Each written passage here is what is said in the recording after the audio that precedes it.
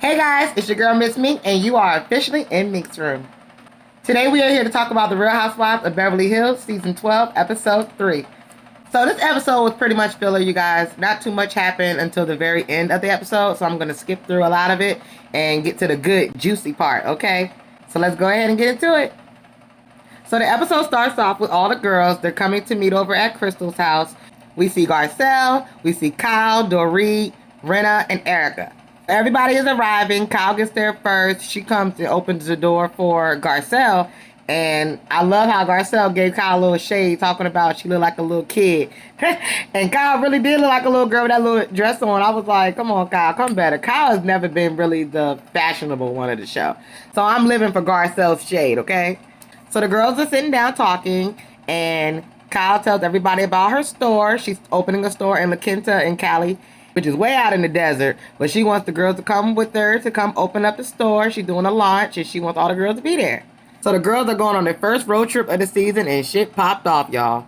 But we'll get to that at the end of the review. I asked Garcelle about the reel, and how's that going? And we all know how it ended. You know, the reel ended up getting canceled. But around that time, Garcelle had just did an interview with Kathy Hilton. She came on the show, and they were talking about Paris Hilton. Now she's getting married. And Miss Kathy Hilton had to make sure that Garcelle received her invitation for the wedding, honey. All of them, they had developed a friendship between them, because I really like both of them. So then we see Dorit. She gets up, and she walks away to go to the bathroom. And when she walks away, Kyle wants to bring up that Dorit had been having panic attacks. And she's going through hell ever since this whole home invasion situation happened. So we're talking about this again, you guys. I'm getting fed up and tired. Like, it's only episode 3 and we're still talking about this home invasion situation. I'm over it. I'm over saying it. Like, I'm just over talking about it. Can we move on? I understand it's unfortunate and it was a really traumatic situation, but I'm over talking about this. Like, I'll give it to episode 10. If we're still talking about this by episode 10, y'all, I'm over it. I'm throwing the whole Dorit storyline away. I will skip past every single scene that she had. I will fast the fuck forward. Kyle, with her EP hat on, gonna tell the girls that she sat down with Sutton and she talked about the whole Dorit situation. She was very empathetic to what Dorit was going through, and it rubbed her the wrong way. So everybody's asking, well, what did she say, girl? What did she say? And Garcelle's looking at Kyle like, bitch, where you going with this? I see you. So then Kyle says, well, when I was talking about it, she kind of brings up this situation she got with her French designer and how immigration had been giving her a hard time. So then when I tell her that it was insensitive for her to bring that up at that moment, that's when she goes, well, I'm sorry that I didn't have a gun put to my head. And you see all the girls' mouths drop. Lisa Rinna was like, Erica Jane, she couldn't wait to throw something under the bus and was like, she said that? Typical. But then Garcelle pipes up and she's like, hold on. I don't feel comfortable talking about this while Sutton is not here right now. I think we should have this discussion with her present so she can defend herself. And Garcelle says in her confessional, I just feel like the girls never give Sutton the benefit of the doubt. They're just quick to write her off. Which is true, because I do believe that Sutton does know what she's saying certain things, like when she's being shady. But there are times where Sutton is just really awkward. And she says uncomfortable things sometimes. And I don't think she means anything by it for the most part. So EP Kyle, she's giving Garcelle the dirty look like, bitch, mind your business. Because you know she set the whole thing up because she wanted it to get back to Dorit and the girls. And she wanted everybody to team up against Sutton. And Garcelle, she peeps that shit. She looking at Kyle like, yeah, bitch, I see what you doing. You're not going to play my friend while she's not here to defend herself. Nope, try again. I'm loving this new Garcelle. Like, keep coming with this shit, Garcelle. And in the next scene, we see Kyle. She is in La Quinta, and she is getting her store ready for her launch party. And all the girls are going to come a little bit later. She's getting all her ducks in a row, and the store looks nice. So shout out to Kyle for that. We see a montage of all the girls getting packed and getting ready to go on the trip. We see Garcelle at home with her assistant packing up. We see Erica in her closet with her stylist, honey, that's still there, packing up her already worn outfits that she keep on throwing in our face that she has to wear again, girl. Get over it. We see all the girls getting in the car for the road trip. And we have Crystal in the car with Diana. We got Garcelle riding with Renna and Erica, which I was looking like, okay, what's going on here? And Sutton, she's going to catch a later flight and meet up with the girls because she has some things and business to handle back at home. I like the part when Crystal and Diana was in the car and Crystal asked Diana, hey, what do you think about outlet malls and stuff? And Diana was looking at her like, excusez-moi? What is that? Come on, Diana. Come on, rich bitch. We see you, girl. She don't even know what an outlet mall is. Child, it must be nice. Also, I forgot to mention that Kyle, when she was at the store prepping for the launch party, she says in her confessional that PK called her talking about how Dorit has been having all these panic attacks. And she actually has a recording of Dorit on her phone that she plays in her confessional, and you can actually hear Dorit hyperventilating. And I thought it was kind of foul. And I was just looking at Kyle like, why are you showing the viewers this? Like, I'm sure when Dorit was talking to you about how she was feeling in that moment, that she was telling you that in confidence. So I don't know why Kyle felt the need to let the viewers be privy to that conversation. That was a little foul to me. So Kyle is at her house in La Quinta, or La Quinta, I'm not sure if I'm saying that right. And she's waiting on the girls to arrive. She got her dogs there running around. Half of the girls arrive. Dorit, Garcelle, Renna, and Erica, they get there. And they start getting dressed and ready for the party. And then we cut over to Crystal, who's in the car with Sutton and Diana. They're already dressed and ready to go because they were staying at a hotel resort. And Sutton gets there. So they're in the car on the way there. And I love the fact that Crystal keeps it a buck with Sutton. And she lets her know what Kyle had disclosed to the girls about how she was being insensitive to Dorit's situation. And Sutton, she kind of like brushes it off. She's like, well, I wasn't trying to be insensitive, and I really didn't mean anything by it. And Crystal asked Sutton straight up, like, well, did you say something about not having a gun put to your head? And Sutton's like, well, I didn't mean it that way, and sometimes I can come off a little awkward because I'm in an uncomfortable situation talking about something that's uncomfortable for me. And she tells Crystal about her father's suicide and the fact that when she was 14, her home was invaded as well. So she can relate to what Dorit is going through. And she is very sympathetic. So Crystal can understand that it was uncomfortable for Sutton to talk about that. And she gives Sutton a pass too. I don't think Crystal believes that Sutton was being malicious when she said what she said. She didn't mean it that way. But the fact that Kyle ran back and told the girls what she said, that was very messy on her part. So we get to Kyle's grand opening of her launch for her retail store. And all the girls get there and they looking around the store and they like what they see. And it was really cute. And I love the part when Diana, she shades Kyle in her confessional talking about, oh yes, it's a nice little store. You know, I wouldn't mind wearing some of these clothes, just around the house. Look, come on, Diana. Come on and get with the shady bunch. That's what I'm talking about. Diana's here for the shade, y'all. I'm liking her already. So Kyle gives her speech, and all the girls clap, and she cuts the ribbon to her store. And it was a cute little moment. You could see Erica and Diana talking about buying a Cartier ring, and Erica was like, girl, I can't buy this right now. I ain't got the money for it. And I was like, okay, Erica, keep letting us know that you don't have money. Okay, we get it. So then we see Sutton and Dorit. They're sitting in the corner talking about what Kyle basically told the girls about her being insensitive. And she was like, well, I just want to come to you first, Dorit, and apologize for what I said. I was not trying to be malicious in any way. I'm very sympathetic for what you're going through. And I just want to apologize for what I have said if it hurt you in any way. Which was really big of Sutton. And Dorit, she was like, well, I appreciate that, but there was something that you said that rubbed me the wrong way when you said something along the lines of, at least I didn't have a gun put to my head. I didn't like that. And Sutton agrees. She was like, that was a terrible thing to say. I regret saying it. I apologize. And it shouldn't have happened. She seemed like she was being very genuine in that moment. And Dorit believes that as well, because she accepts her apology. And I love the fact that Garcelle was privy to this conversation. And she sat there like, so what the girls got to say now? So now Sutton knows that not only did Kyle go back and run and tell the girls about what she said about the whole gun in my head situation, but she also told Dorit as well. Messy Kyle, I'm telling you, she is so messy. Sutton peeps game. And she walks over to where Kyle was and give her a hug or whatever, tell her congratulations. When she gives her a hug, I noticed that Sutton kind of pulls her hand behind Kyle's back like, she's stabbing her or whatever. Because she's a backstabber. That's exactly what she is. And Kyle was like, what is that for? What are you doing in my back? And Sutton was like, oh, I was just stabbing you in the back, like how you did me. Yes, Sutton, come on with the shade. Then Kyle says, well, I believe you was probably behind my back, stabbing me in the back, Basically saying like, yeah, because you're a backstabber, Sutton. When she isn't, Kyle. If anybody's a backstabber, it's you. That was a very awkward and shady and passive-aggressive conversation. I love that Sutton was giving Kyle the same passive-aggressive ass energy she always giving her. She threw it right back at her ass. Damn right, Sutton. So then we see all the girls leave the event, and they all go back to Kyle's house for dinner. And they sit around out back, and they're chopping it up. You see Kyle's dogs running around.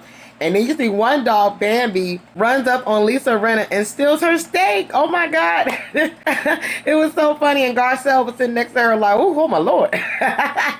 But you noticed that Bambi didn't take Garcelle's steak. She took Lisa Rinna's steak. Okay, she knew what steak to take. Go ahead, Bambi. Good girl. Good girl. After the ladies eat, Garcelle brings up Sutton. And she's like, well, does anybody here want to talk about Sutton? Now that she's here, you know, we can have a conversation with her here. Why don't we have a discussion about her? Now that she's here. She's over there looking at Kyle. And Kyle is giving her the dirtiest look from across the room, y'all. And Garcelle was unbothered. She was giving her a look back like, checkmate, bitch. Yes, Garcelle. So Kyle pipes up and she was like, well, I don't see why not. Anything that I said about Sutton behind her back, I can definitely say it to her face. And that's when Garcelle was like, oh, well, then let's do it then, shall we? Come on, Garcelle. So that's when Sutton takes the floor and she's like, look, I talked to Dory at the event. I explained to her what I said was a terrible thing to say. And I'm truly and deeply sorry for what I said. I shouldn't have said it. It was definitely insensitive. But I am truly sensitive to her situation. And then Dorit nods and she says she accepted her apology. She felt like she was being genuine in that moment. And that she agreed to move on. And Kyla just seething in her seat. She is pissed. Because her plan didn't go the way she wanted it to go. And she just sitting there like, oh, rats. My plan foiled again. I would have gotten away with it too if it wasn't for that meddling ass Garcelle. But you know Kyle's not going to let that go. She going to put that EP back on and she going to take charge of the situation. She wants everybody against Sutton, so she is not going to let that go.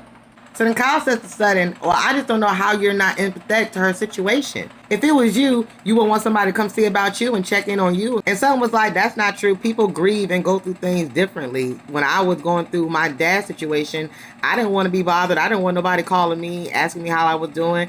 And I had to be a hostess at that time. And I didn't want to do that. And Sutton is right. People do grieve differently. Some people don't want to be bothered when they're going through something traumatic, or they're grieving, or they're going through a loss. So I definitely get where Sutton is coming from with that. People deal with trauma and grief in different ways. So then Diana, dirty Diana, honey, she pipes up and she says, well, I don't really know Sutton too much, but just from being in this group and seeing things, Sutton to me comes off as very clumsy with her words. And she can be a little bit awkward and a little bit weird sometimes, but you do apologize a lot.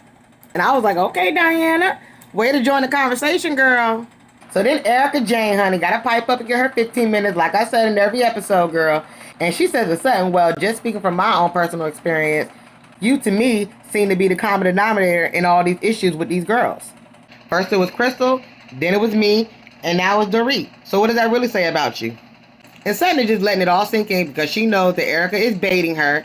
She's looking for a moment, and Sutton is not going to give her the energy that she's looking for. She ain't got time for Erica's ass.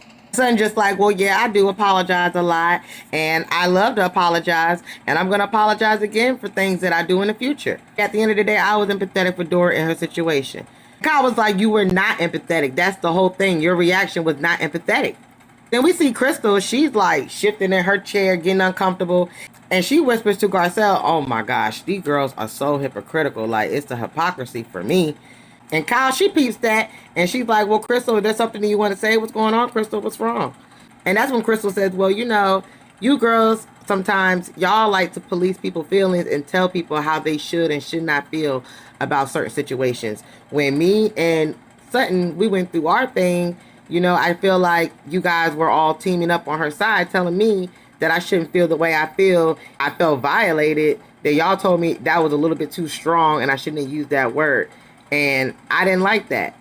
I feel like it was very hypocritical for y'all to say that. And y'all was on Sutton's side talking about how I shouldn't have used that word and how I shouldn't feel the way that I felt because it wasn't intentional.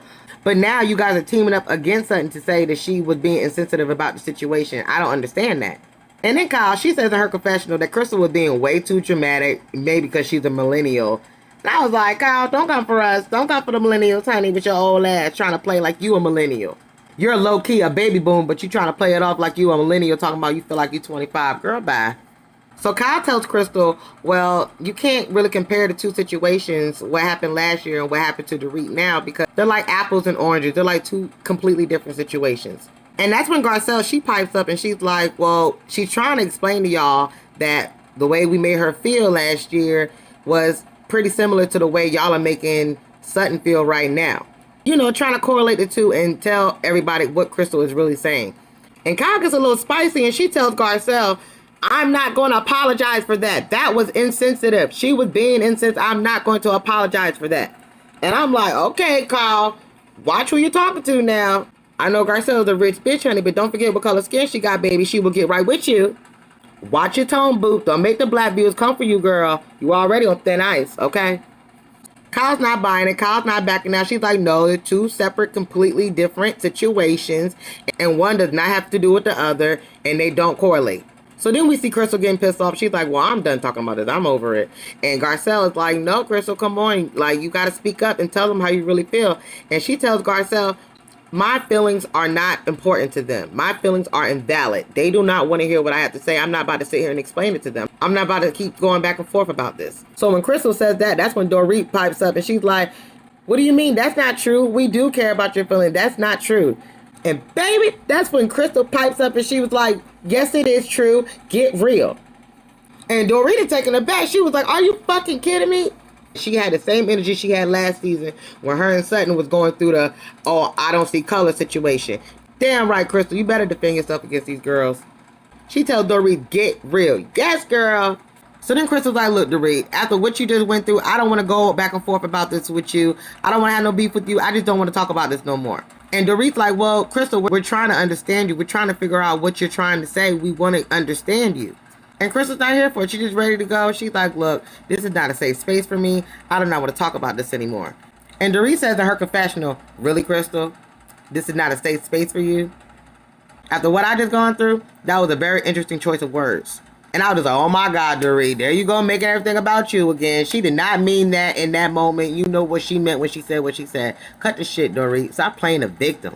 So that's when Lisa Rinna pipes up and she's like, look, y'all are taking away from the fact that what happened to Dorit happened and we're supposed to be coming around her. We're supposed to be consoling her. Can we focus on that? And I'm like, shut up, Rinna. Get out of here. Shut the hell up, Rinna.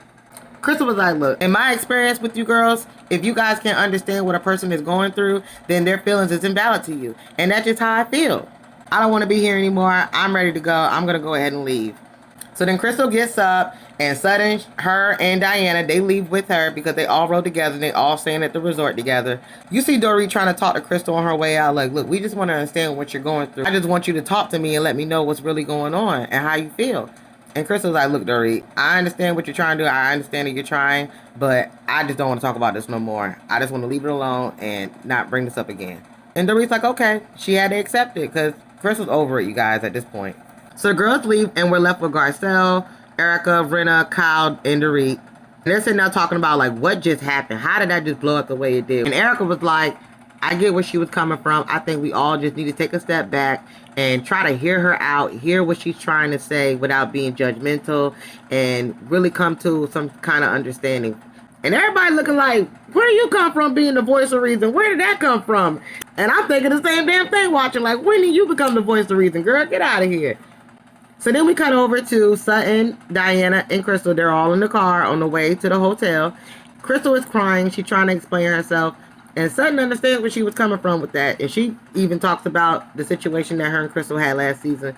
And she's like, one thing I have learned is how to understand somebody else's feelings.